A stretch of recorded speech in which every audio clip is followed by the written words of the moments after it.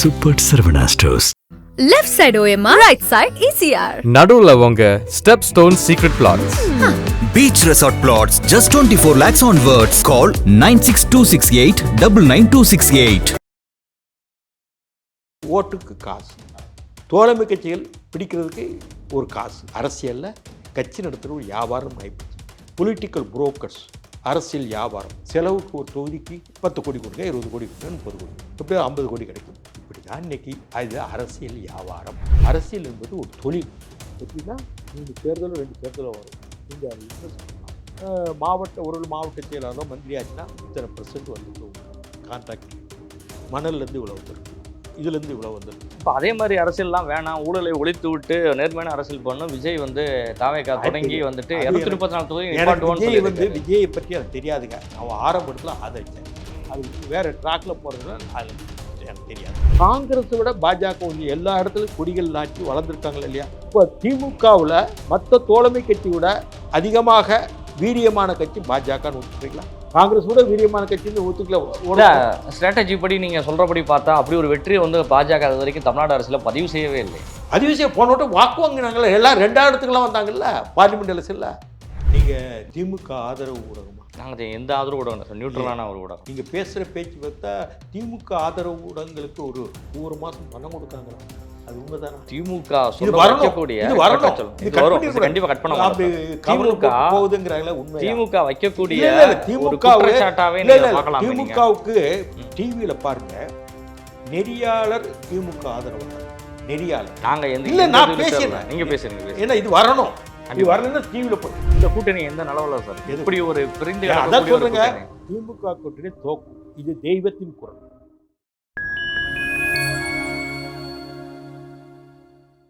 Fine time மீடியாவோட ஒரு special இன்டர்வியூவில் ஒரு சிறப்பு விருந்தினராக தமிழ்நாட்டினுடைய ஒரு மூத்த அரசியலாளரும் பாஜகவினுடைய முக்கிய நிர்வாகியான திரு KS ராதாகிருஷ்ணன் அவர்கள் இணைந்துள்ளார். சமகால அரசியல்கள் குறித்த பல்வேறு கேள்விகளை முன்வைக்கின்றோம். வாருங்க நிகழ்ச்சிகள் சொல்லலாம். வணக்கம் சார். ஏடிஎம்கே அலைன்ஸ் வந்து ஏற்கனவே இருக்கக்கூடிய கட்சிகள் பாஜக இருக்கிறாங்க, பிறகு பாமக ஒரு பிரிவு இருக்குது, இன்னும் ராமதாஸ் அவர்கள் வந்து முடிவு எடுக்கலை, அதுலேயும் இருக்குது. ஓபிஎஸ்ஸை இவங்க சேர்த்துக்கிறவே இல்லை. ஓபிஎஸ் இன்னைக்கு போய் வந்துட்டு தமிழ்நாட்டினுடைய முதலமைச்சரை சட்டமன்ற வளாகத்தில் வந்து சந்தித்து பேசியிருக்காரு. தினகரன் மட்டும்தான் வந்து சேர்ந்திருக்காரு, சசிகலா தனி மாநாடு. இப்படி ஏடிஎம்கே அலைன்ஸில் உள்ள கூட்டணி கட்சிகள் எதுவுமே முழுமை பெறாமே நீங்கள் பாஜகவை தவிர்த்து. திமுக ஆதரவு ஊடகமா? நாங்கள் எந்த ஆதரவு ஊடகம் சார், நியூட்ரலான ஒரு ஊடகம். வினோத்ராஜன் எனக்கு தெரியும், எங்கள் ஊர் பக்கம்னு தெரியும். நீங்கள் பேசுகிற பேச்சு பார்த்தா திமுக ஆதரவு ஊடகங்களுக்கு ஒரு மாதம் பணம் கொடுக்காங்களாமே, அது உண்மைதானா? திமுக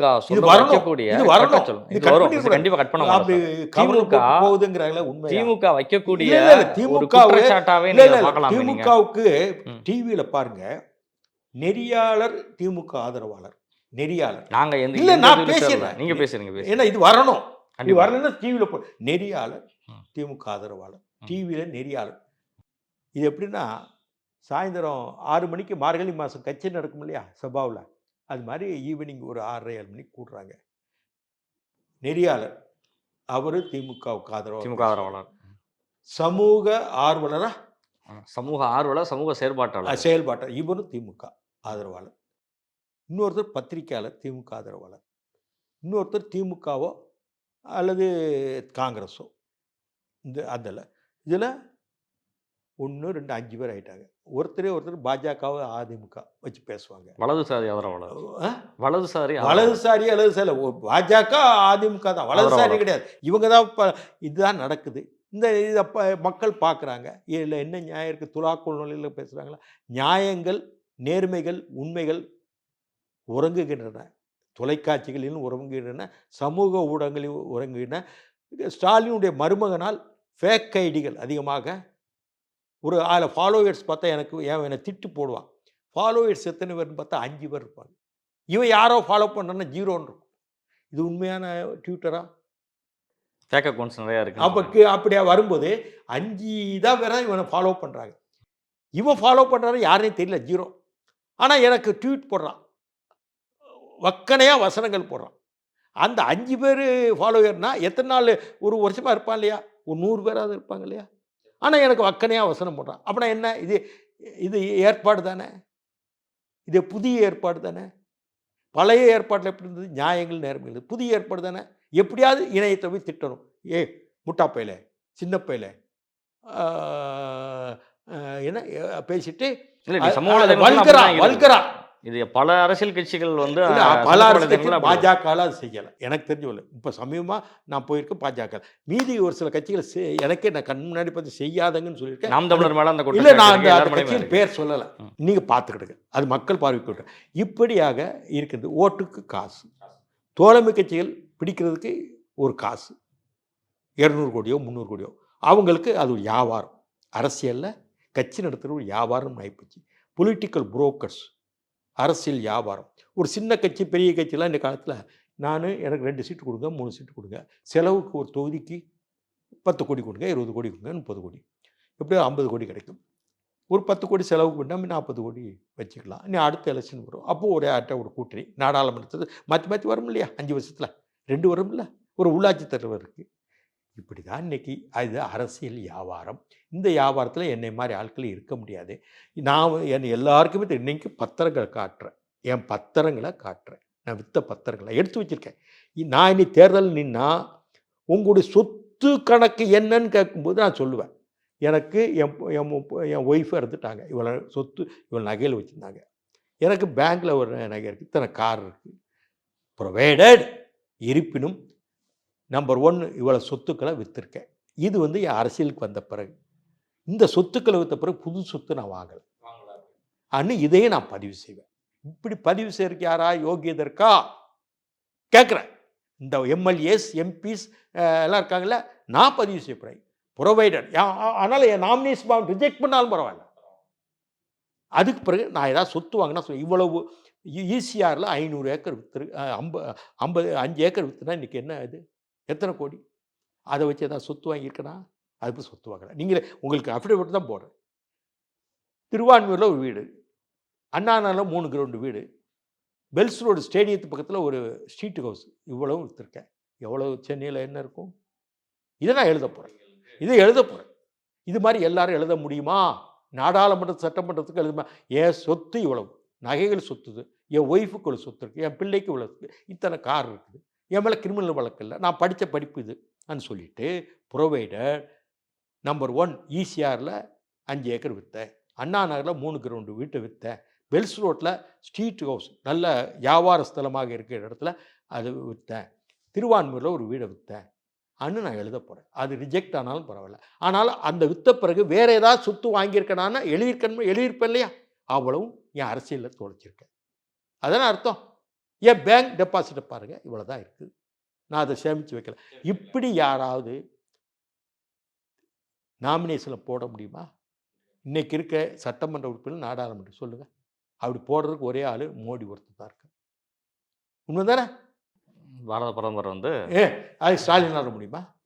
இல்லை, எல்லா அரசியல்வாதிகளுக்கும் மதிப்புகள் உயர்ந்துட்டு தான் போது, யாருக்கும் குறைச்சலாம் அங்கே இது பண்ணுறது கிடையாது. இந்த வருஷம் 2 கோடி காட்டாங்கன்னா அடுத்த எலெக்ஷனில் 4 கோடி ஆகும், 40 கோடி ஆகும், 400 கோடி வியாபாரிகள். இன்றைக்கு அரசியல் ஆளுமைகளுக்கு வழி இல்லை.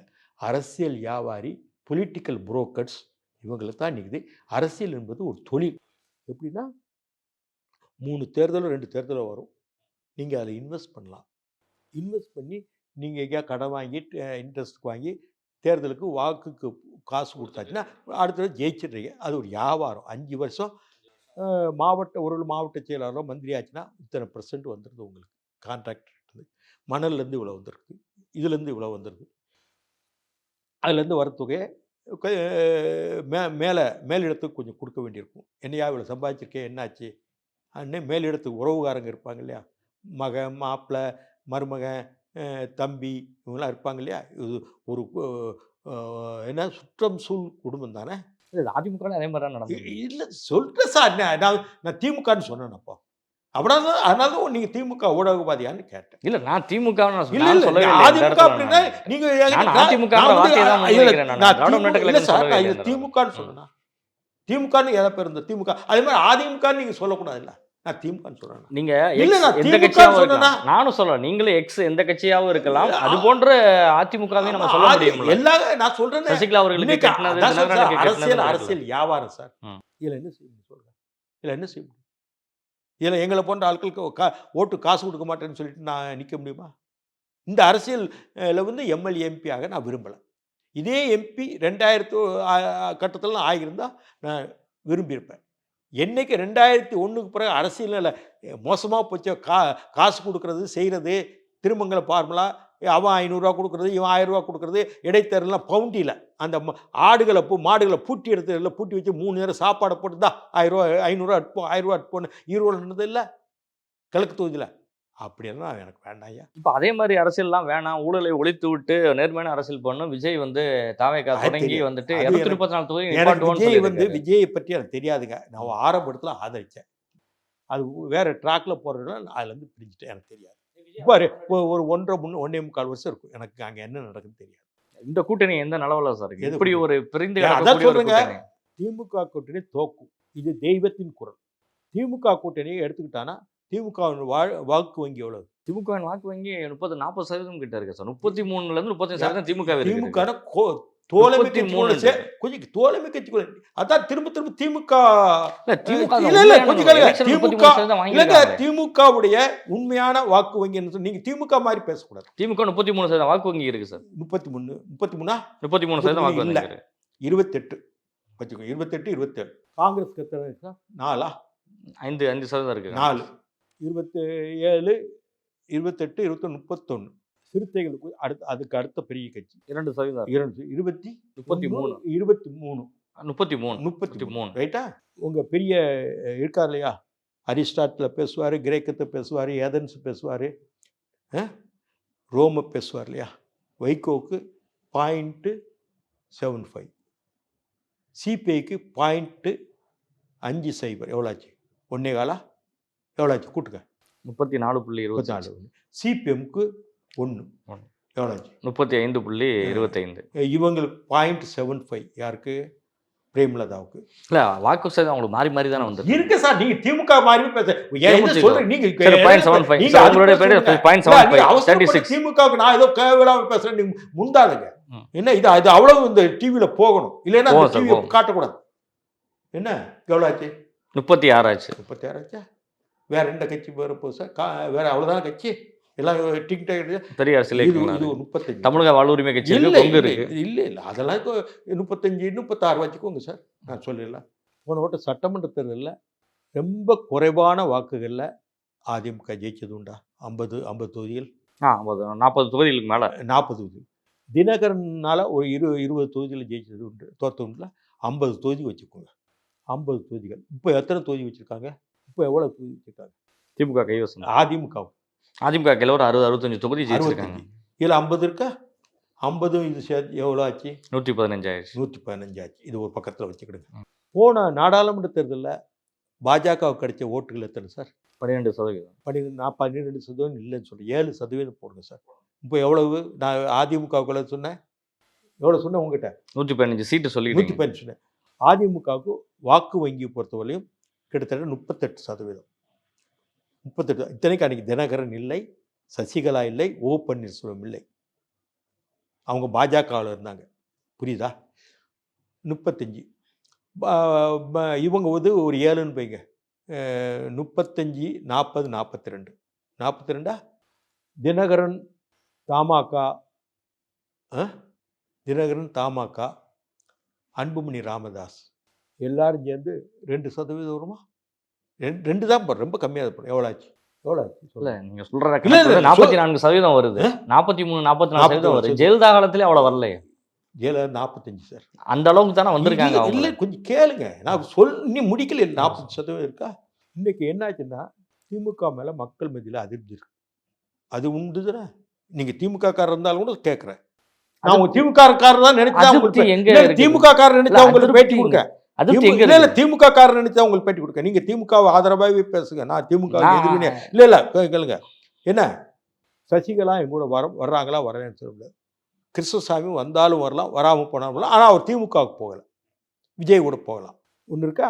இப்போ நான் எவ்வளோ சொல்லியிருக்கேன் அதிமுகவுக்கு? 44 வரைக்கும் சொல்லிட்டீங்க. 44 43 வச்சுருங்க. 43 வச்சுருங்க. ஆமாம். திமுகவுடைய இது அதிகமாக இருக்கா? அதிகமாக இருக்கா? உங்க கணக்குப்படி 7%. என் கணக்குல சார், என் கணக்கு எனக்கு தான் பேட்டி வாங்க வந்து நான் சொல்றதா தீர்ப்புங்க. கண்டிப்பா 7% நெறியாளர் தானே. கண்டிப்பா 7% இருக்கா? இன்னொன்று, விஜய் பொறுத்தவரை ரோமன் கேத்தலிக் கோர்ட்ல விஜய்க்கு போகும். ரோமன் கழித்து பல்காக திமுக விழுந்த ஓட்டு. வாக்கு சதவீதம் உடையுதுங்க. ஆமாம், வாக்கு சதவீதம் உடையுது. அந்த வாக்கு சதவீதம் உடையுது நிச்சயமாக 4-5% உடையுது. அந்த 4-5% உடையிறது வந்து இந்த கட்சிகள் காம்பன்சேட் பண்ண முடியாது. கம்யூனிஸ்ட், புரியுதா? யாராலையும் காம்பன்சேட் பண்ண முடியாது. காங்கிரஸ் ஒரு காலத்தில் பவர்ஃபுல் ஆளுங்கட்சியாக 67, அதுக்கு பிறகு காங்கிரஸ் விழுந்துருச்சு இல்லையா? அன்னைக்கு பாஜகவை யாருக்கும் தெரியாது. அன்னைக்கு தீபம் சின்னம் பாஜகவுக்கு, ஜனசங். இப்போ தான் தாமரை. இப்போ காங்கிரஸை விட பாஜக கொஞ்சம் எல்லா இடத்துலையும் கொடிகள் நாட்டி வளர்ந்துருக்காங்களா இல்லையா? இது அழிஞ்சு போச்சா இல்லையா? அதை ஒத்துக்கிறீங்க இல்லையா? இப்போ திமுகவில் மற்ற தோழமை கட்சி விட அதிகமாக வீரியமான கட்சி பாஜகன்னு ஒத்துக்கிறீங்களா? ஒத்துக்கிறீங்களா? காங்கிரஸ் கூட வீரியமான கட்சின்னு ஒத்துக்கல. ஸ்ட்ராட்டஜி படி நீங்க சொல்றபடி பார்த்தா அப்படி ஒரு வெற்றியை வந்து பாஜக அது வரைக்கும் தமிழ்நாடு அரசியல பதிவு செய்யவே இல்லை. பதிவு செய்ய போன விட்டு வாக்கு வாங்கினாங்கல்ல, எல்லாம் 2 இடத்துக்குலாம் வந்தாங்கல்ல பார்லிமெண்ட் எலெக்ஷன்ல. அவங்களுக்கு பாஜகவுடைய அரசியல் தன்மையே இப்போ இந்த 10 வருஷத்துல தானே வருது. அதுக்கு முன்னாடி அவங்களுக்கு பாஜக ஒரு அந்நிய கட்சியாக தான் இருந்தாங்க. புரியுதா உங்களுக்கு? இப்போ அவங்க வந்து போன தேர்தலோட இப்போ எல்லா இடத்துலையும் இப்போ நான் இப்போ தெருமுனை கூட்டங்கள்லாம் போனேன். திமுகலையும் போயிருக்கேன் தெருமுனை கூட்டங்களுக்கு, புரியுதா? காங்கிரஸ்லேயும் நெடுமாறனோட கூட்டங்கள் போயிருக்கிறேன். அப்போலாம் அரிக்கன் லைட்டு பெட்ரோஸ் மாட்டில் இப்போ தான் பேனருக்குன்னு கட்டுரை. நான் அப்போது விருதுநகருக்கு போயிருந்தேன், ஒரு ரிமோட் வில்லேஜ். அந்த வில்லேஜுக்கு காசு கொடுக்கல. அப்போ தான் போகிறோம், பேனர் நான் வரும்போது தான் பேனர் வைக்கிறாங்க. ஏதாவது காசு கொடுத்து கூப்பிட்டீங்களா? என்னென்ன காசு கொடுத்து கூப்பிட்றோம். மத்தியானம் முடிஞ்ச உடனே சாப்பாடு இருக்குண்ணே, கொடுக்கல. என்ன நான் கேட்டேன், ஏதாவது அரேஞ்ச் பண்ணிங்களா? இல்லை சாப்பாடு தான் எல்லோரும், நீங்களும் எல்லாம் சாப்பிட போகிறீங்க, எல்லாம் சாப்பிட்டு போகிறோன்னு.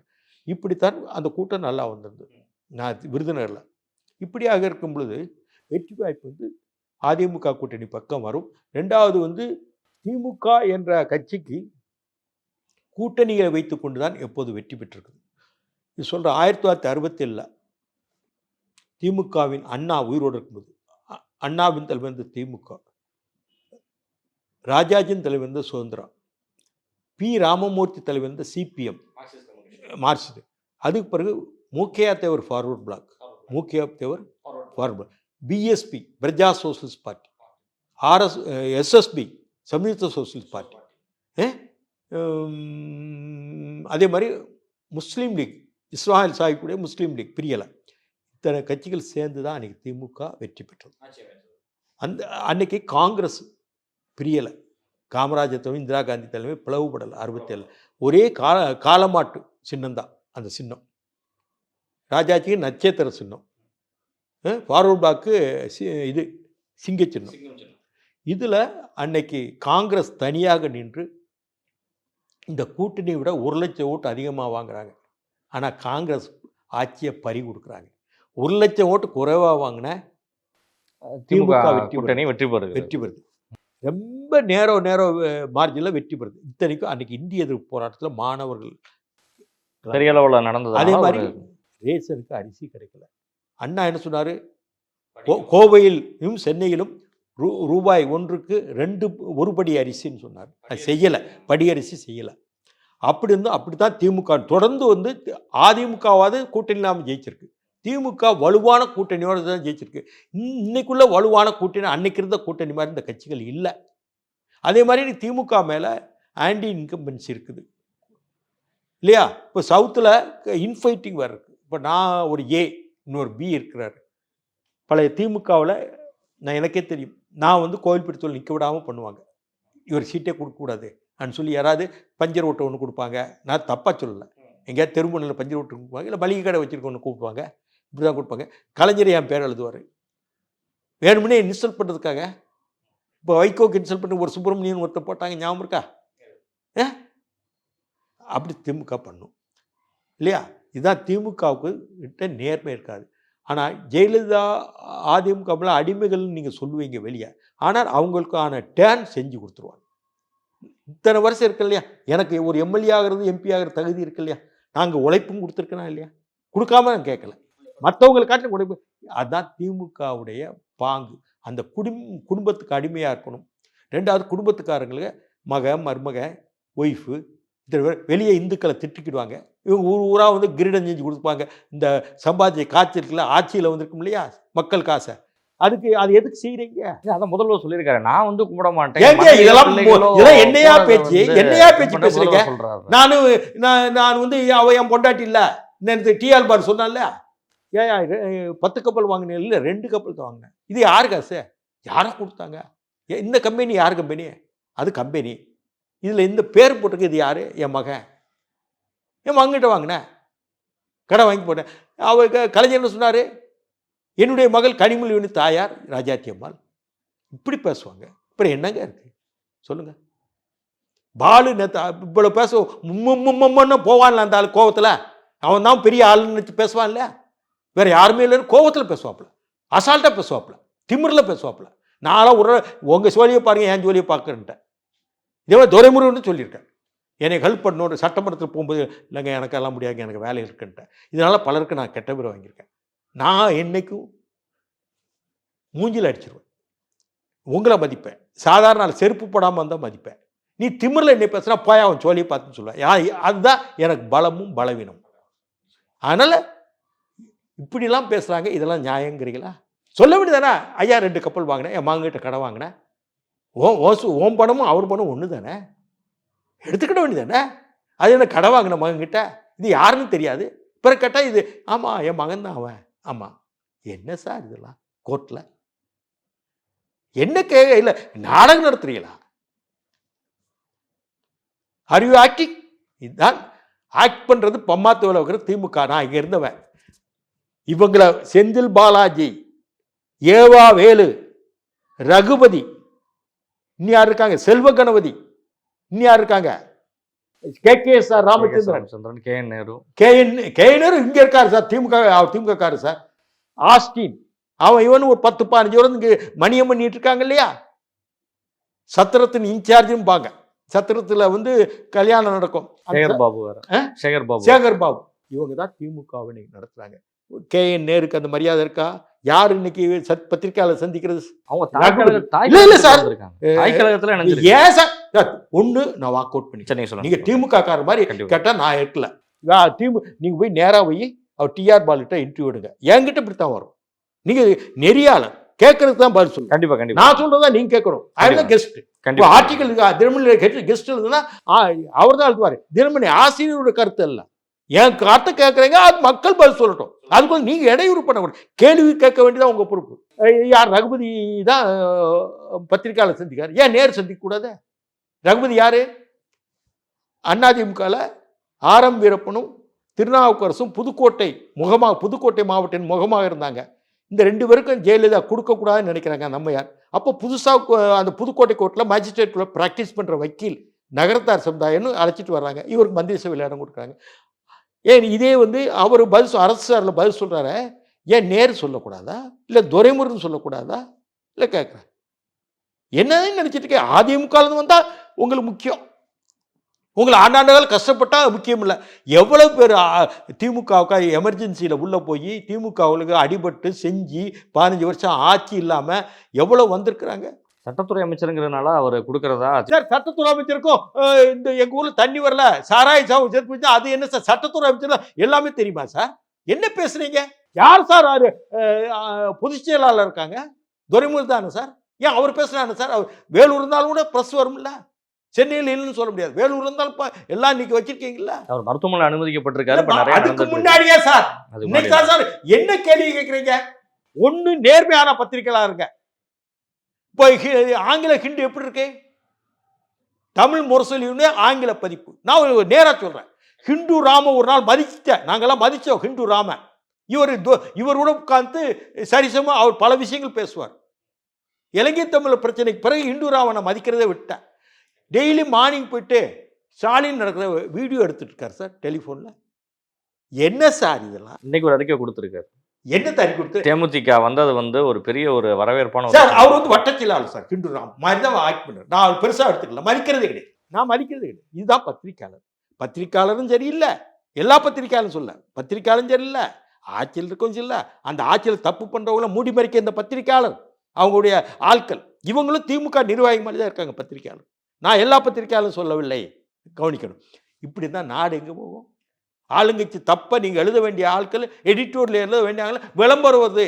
நமக்கு மாதத்துக்கு ஹெல்ப் பண்ணுறாங்க, ஹவுசிங் போர்டில் வீடு கொடுத்துட்டாங்க, இதில் வீடு கொடுத்துட்டாங்கன்னு எழுதக்கூடாது. ஆனால் பணம் வாங்காமல் இருக்கிற பத்திரிகையாளர்களும் இருக்கின்றார்கள். நிலைய வித்வான்கள் 4 பேரை வச்சுக்கிட்டு கதையாற்றுங்க, இது ரொம்ப நாள் நீடிக்காது. சரிதா? எத்தனை அது எவ்வளவோ தாழ்ந்த சாம்ராஜ்யங்கள் வரலாற்றில் உள்ளன இல்லையா? நீ சாகும்போது பணத்தை கட்டிட்டு போறியா? சம்பாதிச்ச பணத்தை யாருமே கிடையாது. இல்லை, நீ வாங்கின கோல்டை சம்பாதிச்சுட்டு கூட்டு போறியா? இல்லை, தெரியாமல் கேட்குறேன். நான் சொல்கிறேன், ஒரு உதாரணம் சொல்கிறேன். உங்களுக்கு எந்த மாவட்டம்? தூத்துக்குடி மாவட்டம். தூத்துக்குடி மாவட்டம். தூத்துக்குடியில் எஸ்என் ராஜேந்திரன் ஒரு அமைச்சர் இருந்தார், தெரியுமா உங்களுக்கு? பேர் கேள்விப்பட்டிருக்கேன் சார், எஸ்என் ராஜேந்திரன். இல்லை, எனக்கா கேள்விப்பட்டுச்சு, தெரியுமா? சார் எஸ்என் ராஜேந்திரன் வேணும் சார். ஒய்எஸ்எம் யூசப்னு ஒரு வந்திருக்காரு, அதுவும் தெரியும்னு சொல்லிடாதுங்க. தெரியாது, தெரியாது, தெரியாது, தெரியாதுல்ல. அவர் அண்ணா காலத்தாள், கலைஞர் காலத்தாள், எம்ஜிஆர் காலத்தாள், ரத்னவேல் பாண்டியன் மாவட்ட செயலாளர் இருந்த காலத்தாள். ரத்னவேல் பாண்டியன் தெரியும், அவர் அமைச்சர். இப்போ யாருக்கா தெரியுதா? யாருக்குமே தெரியாது. மைதீன் கானம் தெரியும், ஆனால் அவரை தெரியாது. மைதீன் கான் நேத்தானது. மைதீன் கான் அங்கே தூத்துக்குடியில திருநெல்வேலி எங்கள் கூட வேலை பார்த்தவர் திமுகவில். இப்போ என்னைய நான் எந்த முன்னாள் அமைச்சர் இல்லை, சட்டமன்ற உறுப்பினர் இல்லை, நாடாளுமன்ற உலகில் என் பேர் தெரியல, எல்லாருக்குமே தெரியும். இதுதான் அரசியல். இன்னைக்கு வரைக்கும் லைவ்ல இருந்துட்டு இருக்கீங்க, அரசியல் இதுதான் பண்ணிட்டு இருக்கீங்க. அரசியல் என்பது இதுதான் அரசியல் இல்லையா? ஏதோ பணி செஞ்சுட்டு நம்மளால் எந்த பணியை செஞ்சிட்ருக்கோம் பொது வாழ்க்கையில். இப்போது நெருப்பு வைச்சாலே நம்ம அடுப்புல நெருப்பு வைக்கிறதே சோறு பொங்குறதே ஒரு அரசியல் தான். கண்டிப்பாக விறகு கிடைக்கும், விறகு கிடைக்கணும். அதே மாதிரி அரிசி விலைக்கு வாங்கணும், அதுக்கான இடர்பாடுகள் என்னன்னு பார்க்கணும். கையில் பணம் இல்லை, நமக்கு வருவாய் வரணும். இதுதான் அரசியல். அரசியல்னா வெள்ளை சட்டை போட்டுட்டு இங்கே ஒரு படம், யார் படம்? தலைவருடைய படத்தை வச்சு இந்த தலைவரோ அந்த படத்தை ஜில்லுன்னு பார்க்குறீங்களா? அப்படியே இது ஒரு வெள்ளை வேஷ்டி, ஒரு இனோவா கார், பேனாவிலையும் தலைவர் படம் தான் வச்சு தலைவர் படம் வச்சுக்கிட்டு போதுதான் அரசியல் இல்லை. அந்த அரசியல் எனக்கு வேண்டாம். சட்டமன்றத்துக்கு போயிட்டு மக்கள் பணியாக செஞ்சு குரல் கொடுக்கணும். போன உடனே ஒத்தி வச்சுட்டு சபையை விட்டு வெளிநடப்பு செய்கிறது அரசியல் அல்ல. நாடாளுமன்றத்தில் போய் பேசணும், நம்மளோட மூத்த அறிஞர்கள் பேசுறதை கேட்கணும். அங்கே உட்கார்ந்து நம்முடைய இலங்கை பிரச்சனையா, இந்து மகாசமுத்திரமா, இந்து மகாசமுத்திரம் அமைதி சொன்னால் காவேரி பிரச்சனையா, முல்லை பெரியார் பிரச்சனையா, தமிழ்நாட்டில் 19 நதிநீர பிரச்சனை 3 மாநிலங்கள் இருக்குது, இதெல்லாம் பேசணும். இதுதான் அரசியல். இந்த அரசியல் தான் என்னுடைய அரசியல். சட்டமன்ற தேர்தல் போட்டியிட போறீங்களா சார்? சட்டமன்ற தேர்தல் இந்த நாடாளுமன்ற சட்டமன்றத்துக்கு போக விருப்பம் நான் பார்த்த அரசியல் வேற, நான் விரும்பிய அரசியல் வேற. நான் பார்த்த சட்டமன்ற வர, நான் விரும்பிய சட்டமன்ற வர, நான் பார்த்த நாடாளுமன்ற வர, நான் பார்த்த பார்த்த அரசியல் ஒன்று சொல்கிறேன். இந்த இடத்துல தமிழ்நாட்டில் மூத்த நாடாளுமன்ற உறுப்பினர் யார்? வைகோ தானே. வைகோ தான். நான் பொய்யே சொல்ல மாட்டேன், உண்மையான விஷயம். எனக்கு பிடிக்கலன்னா உண்மையை சொல்ல, நல்லா பணியாற்றினாருன்னு சொல்கிறாங்க இல்லையா? அதுக்கடுத்து டிஆர் பாலு, இவங்க தான் இன்னைக்கு இருக்கிறாங்க. இவங்க எப்போ போனாங்க? வைகோ 77 78 போகிறாரு, பாலு 87 போகிறார். போதா? நான் 72 நாடாளுமன்ற கட்டடத்தில் கால் எடுத்து வச்சேன். தாரகேஸ்வரி சுன்கான்னு நிதி அமைச்சராக இருந்தாங்க,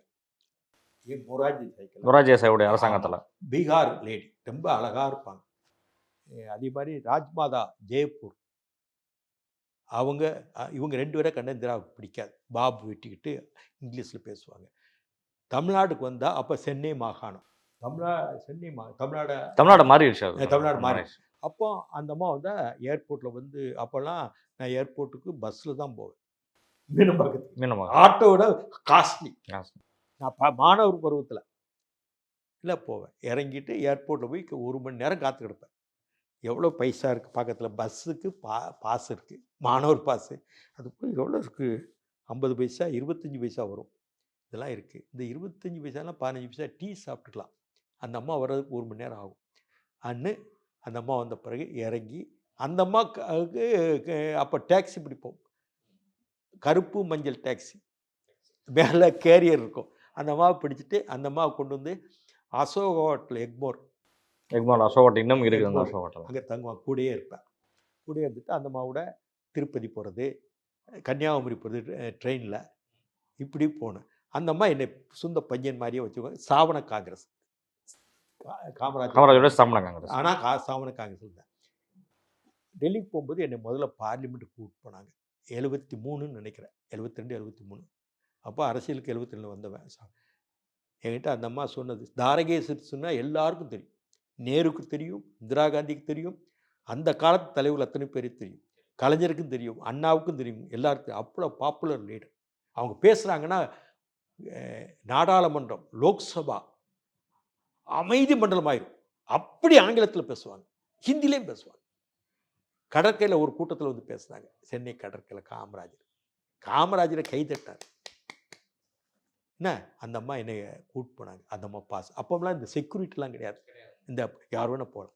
மை டியர் சன், என் son, my dear son, one day you will come this red circular பில்டிங்னாங்க. நான் இன்றைக்கி நாடாளுமன்றத்துக்கு போக முடியலையே. யார்கிட்ட வாழ்த்து வாங்கினேன்? நாடாளுமன்றத்தையும் இந்திரா காந்தியும் கலங்க வைத்த தாரகேஸ்வரர்கிட்ட வாங்கினேன். நான் இன்னைக்கு வரைக்கும் போக முடியலையே. இவங்களுக்கு முன்னாடியே நான் போயிட்டேன். எப்படி இருக்குது அந்த ரவுண்டை சுற்றி வந்து அந்த சிலைகள்லாம் இருக்கும். என்ன செய்ய? இதுதான் இன்றைக்கி அரசியல். இந்த அரசியலில் உங்களை போன்ற பத்திரிக்கையாளர்கள் திமுக ஆதரவாக நீங்கள் போடுங்க, உதயசூனுக்கு போடுங்க. அதுவும் இந்த மாதிரி நெறியில் பண்ணும்போது மக்களுக்காக ஒரு நேர்மையான, சரி நம்மளால் முடிஞ்சது வியாபார அரசியலில் நம்ம கலந்துக்கிடாமல், பல வியாபார அரசியலில் கலந்துக்கிட்ட பத்திரிக்கையாளர் இருக்காங்க, நல்லா வளமாக இருக்கிறாங்க. நாளைக்கு நோய் வந்து அடுத்த ஹார்ட் அட்டாக்கில் போயிடுவாங்க. கிரியாணி சாப்பிட்டு லிக்கர் சாப்பிட்டா பணம் இருக்கே, நம்மகிட்ட பணம் இருக்க வரவு வருது, ஏதோ வகையில் வருது, அரசியல் தலைவர் கொடுக்காங்க. அதனால் வாழ்க்கை என்பது நல்ல சுகமாக இருக்கணும், அமைதியாக இருக்கணும். இதை வந்து நாடு நினைக்கணும், பத்திரிக்கையாளர்கள், அதிகாரிகள் நிற்கணும், லஞ்சம் வாங்காத அதிகாரி இருக்கணும். அதே மாதிரி ஸ்டாலின் நமக்காக உழைச்சவங்களாம் யார்? KSR முள்ளிவாய்க்கால் நேரத்தில் நம்ம கூட இருந்தார், அவருக்கு நம்ம செய்யணும். செந்தில் பாலாஜிக்கு எதுக்கு செய்கிறோம்? செந்தில் பாலாஜி நம்மளையே திட்டினமே இல்லையா? ஊழல் செஞ்சான்னு கைது செய்யணும்னு சொன்னாலும் இல்லையா? அந்த நேரத்தில் நமக்கு வந்து அவர் கூட இருந்தார். அந்த சிந்தனை இல்லாத வரைக்கும் உங்கள்கிட்ட தர்மம், நியாயம், தவம், அரசியல் என்பது தவம், வியாபாரம் அல்ல என்பதை ஸ்டாலின் புரிஞ்சுக்கணும், திமுக கம்பெனிகளும் புரிஞ்சுக்கணும். ஸ்டாலின் அண்ட் கோ, அது எந்த கட்சினாலும், எந்த கட்சினாலும் வியாபாரம், சொத்து, பணம் தான் அரசியல் என்றால் அந்த அரசியல் தேவையில்லை என்பது என் கருத்து. சொல்லவே சொல்லிவிட்டேன்.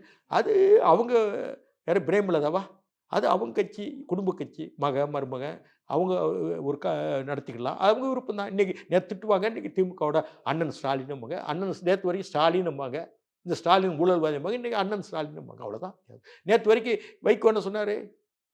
ஸ்டாலினுக்கா இலங்கை பிரச்சனை சொல்ல முடியாது, சிலோன் பிரச்சனை சொல்லுவாருங்க, கால் தூசி சமான்னு சொல்லுவார். இப்போ தளபதிக்கு நிற்கிற தளபதி அப்படின்னு சொல்லுவாங்க. இது நம்ம ஏற்றுக்க முடியாது. நான் எப்படி அப்படி, ஆனால் நான் இடங்கள் மாறலாம், தளங்கள் மாறலாம், ஆனால் என்னைக்கு ஒன்று போல இலங்கை பிரச்சனை, நதிநீர் பிரச்சனை, தமிழ்நாடு நலன்களோ, கண்ணகி கோவிலோ எல்லாத்துலையும் நான் சரியாக தான் இருக்கேன். இன்னும் உச்ச நீதிமன்றத்தில் வழக்கில் நான் ஒன்றும் ஆவாஸ் வாங்கலை, அனைத்து வழக்குகளும் நடந்துட்டு இருக்கு. நான் பிஜேபி சேர்ந்ததுனால வாபஸ் வாங்கிடுவேன்னா? கொள்கையில் உறுதியாக இருக்கிறீங்க. அதெல்லாம் நான் சரி, உறுதியாக இருக்கேன். போதும் இந்த அரசியல். இப்போ என்னை நாடி நீங்கள் வர்றீங்கள, நான் பேஸ் பண்ணுறதெல்லாம் எனக்கு எதிர்வினை ஆற்றுங்கிறது தான் பதில் சொல்லிட்டு இருக்கேன். நான் பேசுறதுக்கெல்லாம் ஆமாம் அற்புதமாக சொல்கிறீங்கன்னு எந்த நெறியாளரும் நான் பார்க்கல. எந்த நெறியாளரும் என்னுடைய சொல்லுக்கு அவங்க ஏற்றுக்கிடுன்னு நான் பார்க்கல. எது சொல்லுக்கும் நான் தக்க பதில் சொல்லியிருக்கேன். இதை விட நான் உங்களுக்கு எப்படி சொல்ல முடியும்? சரியான ஒரு விஷயம் தான். நிச்சயமாக சார், உங்களுடைய நேரங்களை ஒதுக்கி வந்துட்டு ஃபைன் டைம் மீடியாவுடைய அரசியல் நேர்காணலில் பல்வேறு கேள்விகளுக்கு பதில் தந்தமைக்கு நன்றி சார்.